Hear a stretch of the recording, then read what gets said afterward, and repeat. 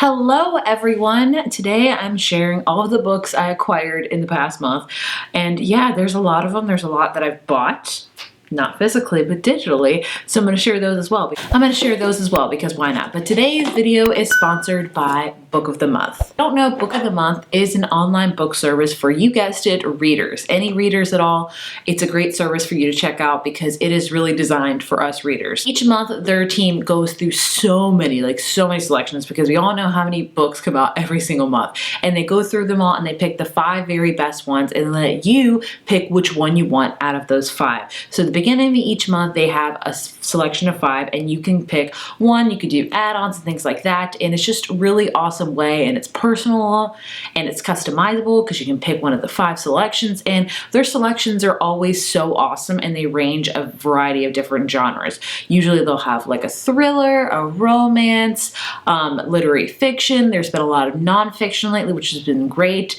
Fantasy's been thrown in there, sometimes YA. Really, the genres are endless. Each month they have awesome selections, and I always like to guess which ones are going to be selected for that month. Sometimes I'm right, a lot of the times I'm very wrong, but I truly love Book of the Month. It really exposes me to a lot of books I haven't heard of before, and I just love the fact that they pick out the 5 best. They give you the reason of why they picked it out. They give you a little blurb about it, and it's just a really great service for book lovers all around. And in fact, for the month of December, they're running an even better special. If you use the code JOLLY at checkout, you can get your first book from Book of the Month for only $5. Like, I can't even tell you how amazing deal that is. Like, it is the holiday season and we all know we're spending money on gifts.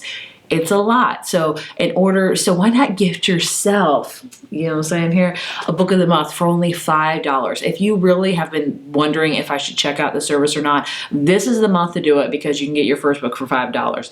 Even their usual deal is only for $10 a month. But this month is only $5. Like, you really can't beat it. So again, use the code JOLLY at checkout and you get your first book for $5. This is only this month. So if you just don't jump on this deal. Literally, go run to your computer or your phone right now to go do this deal because you don't want to miss it. It's an amazing deal and an amazing price. Like, go do it right now.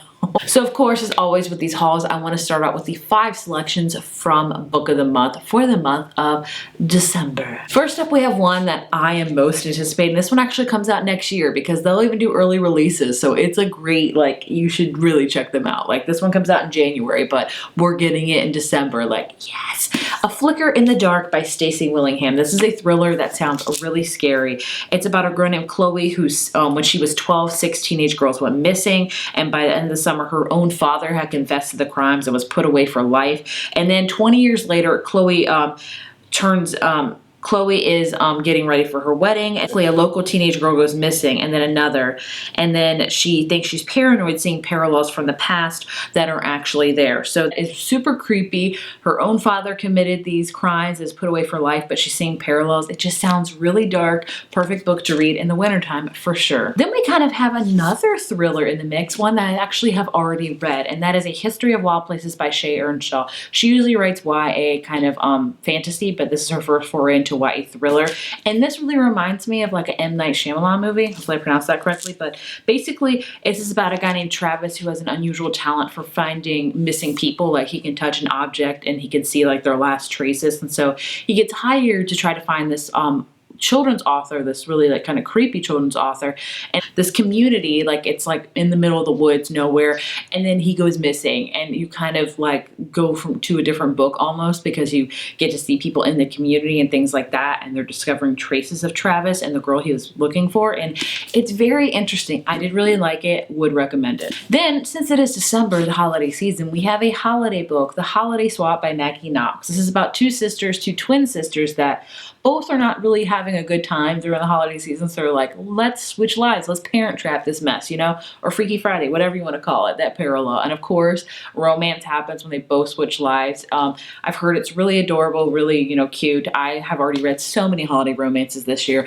If I get to this one, that'd be great. I don't know. Then we have Olga Dies Dreaming by, I will not try to pronounce this author because I will butcher it and I'm so sorry. But this, I believe, is a literary fiction. It's a debut with a tale of a status-driven wedding wedding planner grappling with her social ambitions, absent mother, and Puerto Rican roots, all in the wake of Hurricane Maria. So this takes place in 2017. It seems very, very hard hitting. Also, the cover is friggin' stunning. And yeah, this is really odd to read a book called Olga Dies Dreaming because I have a niece named Olga, and that makes me feel weird. Then we have, I think, we have a memoir, so nonfiction. We have Somebody's Daughter by Ashley C. Ford. This is one of the most prominent voices of her generation, debuts with an extraordinary memoir, the story of a childhood defined by the looming absence of her incarcerated father. So it's about Ashley Ford, who I feel like I should know, but I don't. But basically, it steps into the world of growing up. A poor black girl in Indiana with a family fragmented by incarceration, explores how isolating and complex a childhood can be. So it's a very short novel, a memoir, but it sounds like it's going to pack a punch, and it sounds amazing. I need to read more nonfiction. Like, that is going to be a goal for me in 2022. And then also they have add-ons every single month, which is awesome. The add-on they have for this month is John Green's newest book, The Anthropologist Reviewed. So this is, I don't know much about it, if I'm honest with you. It's an open-hearted exploration of the past we forge and unironic celebration of falling in love with the world. So I don't know if this is an adult book of his, if this is a YA book. It's an essay, okay, which is interesting. That's interesting. I'm not very like essay fan, but you know, that's okay. Either way, those are all the selections for Book of the Month in December. Like I said, run, don't walk to this deal for $5. Like, seriously, don't miss it. I would beat myself up if I missed it, honestly. So I'll leave all the links down below for you to check them out, which I highly recommend you do so. Moving on to all of the books I bought. So like I said, I haven't bought anything physically. You guys know I just had my second child 4 months ago. So I have not been reading. I have not picked up a book to read in like 4 months. Exactly, pretty much. I've been reading all exclusively on my Kindle and on my phone. So with that, I buy a lot of ebooks because that's just easiest for me. Will I eventually start buying real books again? Yes, when like I'm able to do so. But right now, it's just easier buying ebooks. If you're a parent, you get it. So the books I've bought so many. Let me try to go through them quickly. First up, the one I'm currently reading right now, I'm probably have just finished it, Faking Under the Mistletoe by Ashley Shepard. This is an adult romance book about a fake dating couple. It's super cute. I read like exclusively holiday books in November and December because that is my jam. So a lot of these are going to be holiday books. Speaking of that, The Mistletoe Motive by Chloe Leise, will I pronounce that correctly? It's a novella one. I bought this on Kobo. It's exclusive on Kobo. I highly recommend it. It was super cute. This is an enemies to lovers that's set in a bookstore. It really kind of reminded me of The Hating Game, if you will, because of their enemies to lovers romance. And it was just super adorable. Highly recommend it. Another holiday romance I just bought that's a novella is The Grump Who Stole Christmas by S. Doyle. I don't know much about this one. I still have yet to read it. I think it's about literally the title, The Grump Who Stole Christmas. I think it's like about an inn or something, and I don't know. Apparently, I don't need to know much when it comes to buying books. And then there's a lot of other books that I have bought that I've already talked about. A Cross Country Christmas by Courtney Walsh. This is another holiday romance where it's like a road trip that's a second chance romance. Really enjoyed it. Don't hear anybody talk about it. Loved it. Another novella that I bought was The Office Party by Whitney G. This is another enemies to lover. It's kind of set like during the holiday office party. It is like a holiday novella, but I wouldn't really classify it as that. It's not like overtly holiday, if you get what I'm saying. But it was cute. If you just want a quick, fast novella with a little bit of steam, I'd check it out. Obviously, you can tell that your girl has bought a lot of holiday romances because that's just been my jam recently. Anyway, I'll be back to buying physical books one day, but right now I'm just embracing e-reading and enjoying it and the ease of it because it is easy as mess to do when you're rocking a child or feeding a child. It's just the best way to do it. I can't imagine like holding a book and doing that. Ugh, I don't know. And the rest obviously have all been sent to me by publishers who were super amazing. I love them dearly. First up from Penguin is one I've already read. So this is Christmas by Tracy and Dreen. This is the last holiday book, I promise. Because I'm sure you're like, I'm tired of you talking about it. I'm sorry. This is another YA holiday romance, and it's all about this girl that goes to this really amazing private school in a different state and she's not doing that well. Think of like Rory season 1 when she transferred to Chilton. She thought, she was the bee's knees at Stars Hollow High, but then when she went to Chilton, she's like, oh crap, like I'm not as smart as these people.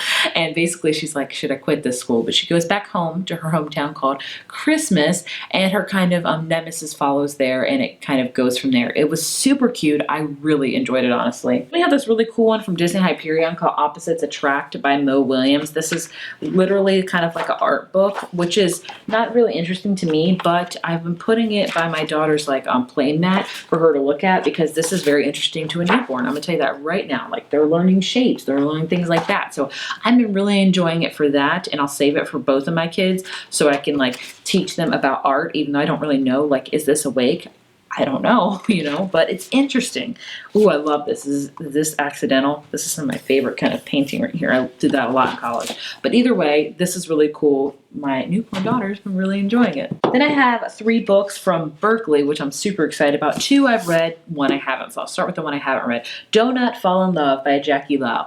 I have been noticing there's been a trend, obviously, with illustrated covers, which I'm already a sucker for, but there's been a new trend of punny titles. Donut Fall in Love. I saw one on NetGalley called For Butter or Worse. I saw another one called Fake It Till You Bake It. Like, I'm here for that jokes. This one is Do Not Fall in Love. It's about actor Ryan, who is back in Toronto after filming, and then he, a baker named Lindsay. When Ryan signs up for celebrity episode of Baking Fail, he asks Lindsay to teach him how to bake, and she agrees. So basically it's about baking and falling in love. I freaking love that. I plan on making a video very soon about my favorite books that involve baking. I have the 2 I've read. The Singles Table by Sarah Desai. This is, I love this one. I love a lot of Sarah Desai books. This is about, it's kind of like a Grumpy Meets Sunshine book. I love those books. About a celebrity lawyer named Zara, and she meets this other guy named Jay, who is very he was past military, he's very serious, and basically they strike up a deal where she'll find him love because she's like an amazing matchmaker, and if he'll introduce her to some of his celebrity clients. And of course, you can guess what happens. They fall in love. It is super adorable. I really enjoy her books, honestly.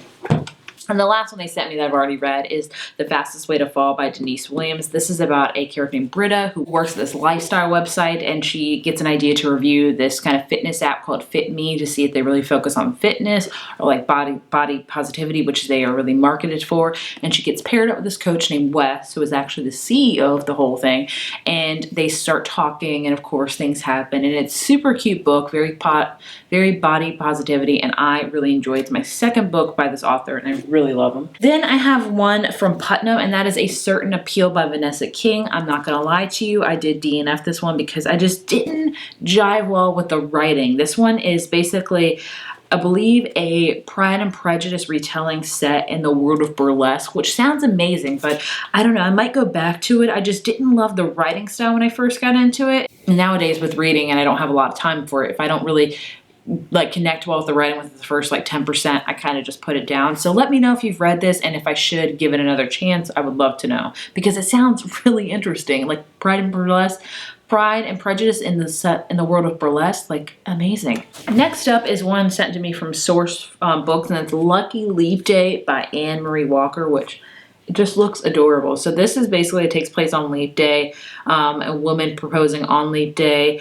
And it's pretty much, it reminds me of that movie. I think it's called Leap Date with Amy Adams in it. But either way, it looks super cute, and I want to check it out. This guy looks a lot like my husband, and I'm here for that, so it looks adorable. We have one that I actually have already read, and that is Just Haven't Met You Yet by Sophie Cousins. This is her latest book, and it's basically about a character named Laura who is hopeless romantic. Her job is like writing and doing videos of like people that have fallen in love and how they've met stories. And her company's like, we need some fresh ideas. So she's like, I'll write about how my parents met, because they met in Jersey, not New Jersey if you're from the States. It took me a while to figure that out, but Jersey, it's an island near Guernsey. Jersey, Guernsey, kind of like off of the coast of UK and things like that. And so she goes there and she tries to like learn her parents' epic sweeping love story. But when she goes there, she learns that it was not actually the love story that she was told, and her parents might have been lying to her this entire time. It was okay. It's more of a woman's fiction than a romance. I Didn't love it. I think I gave it a 3 out of 5. So there's that. Have The Wife Upstairs by Rachel Hawkins. I got sent by St. Martin's. They sent me the paperback one. I believe this is a retelling of Rebecca, if I'm not mistaken. No, it's a retelling of Jane Eyre. My bad. I'm horrible. I need to read this still. I don't know why I haven't. I just haven't, and I'm horrible. Then from Simon, I believe I have She Gets the Girl by Rachel Lippincott and Alyssa Derrick, which the cover is amazing. This is 5 Steps, 4 Girls, 1 Semester to Fall in Love. And basically it's about Alex and Molly who don't belong on the same planet, and they embark on their 5-step plan to get their girls to fall for them, though they wonder maybe if they're the ones falling for each other. The classic kind of book, which is awesome. And I got a surprise in the mail with 2 Nora Roberts books, which I haven't read Nora Roberts in a minute, but she has written so many. These are both from St. Martin's, and I have The Awakening, and I believe the newest one is The Becoming, and this is part of her Dragon Heart legacy. And so this is, I think, a fantasy book. I'm not 1,000% sure. And I've almost like a Outlander thing, through a portal in Galway that takes her to a land of fairies and mermaids, a man named Keegan, to the journey to the courage in her own heart that will guide her through a powerful, dangerous destiny. That's interesting. I thought Nora Roberts really only wrote romance exclusively. Little do I know. I mean, when I talk about Nora Roberts writing a lot, like this whole page is full of her books, that whole page is full of her books, that whole page is full of her books, this one's a whole page full of her books, this one is full of anthologies. Like, the woman's written a ton. So I need to read more. I've only read like 3 or 4 books by her. That's really cool. I like that. What does the hardback look like? Maybe anything interesting? Just that. So yeah, if you've heard about this, let me know, because should I check it out? Should I not? I would love to know. I got in the mail this beautiful cover of a book, Still Life by Sarah Winman. I like this cover, and this spine is gorgeous. So this is a literary fiction book, I believe. It takes place in Tuscany, and a historical one. 1944, Allied troops advance and bombs fall. It's a captivating, big-hearted, richly tapestry story of people brought together by love, war, art, flood, and the ghost of E.M. Forster by the celebrated author of Tin Man. It's a sweeping portrait of unforgettable individuals who come together to make a family and deeply drawn celebration of beauty and love in all its forms. I don't read a lot of historical fiction, but like this cover is just, I can't get over this cover. It's beautiful, honestly. It's so beautiful. And the last book I got sent by from Atria is Perpetual West by Mesha Marin. Another insanely beautiful cover. I don't know anything about this one. Oh, when Alex and Elena moved from small town Virginia. Guess where I live? Virginia, in small town in Virginia. They are just a young married couple intent on a new beginning. And it says it's an engaging look at how the false divide between high and low culture, and a suspenseful story of how harrowing events can bring our true selves to the surface. And it goes from their journey from Virginia to Texas to Mexico.